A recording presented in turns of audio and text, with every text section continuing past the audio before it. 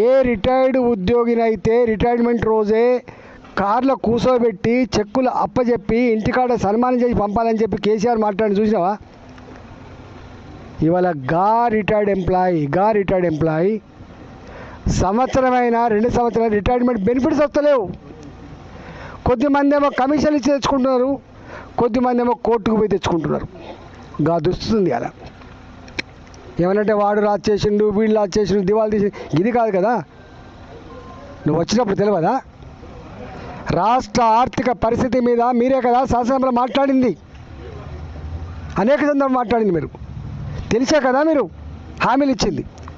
నీ 6 గ్యారెంటీల గురించి ఎవరు మాట్లాడతలేదు. ఇవాళ నీ 6 గ్యారెంటీల గురించి ఎవరు మాట్లాడతలేరు, 66 హామీల గురించి ఎవరు మాట్లాడతలేరు, ఇవాళ మేనిఫెస్టో గురించి ఎవరు మాట్లాడతలేరు.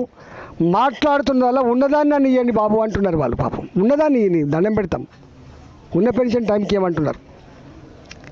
ఇది దుస్థితి.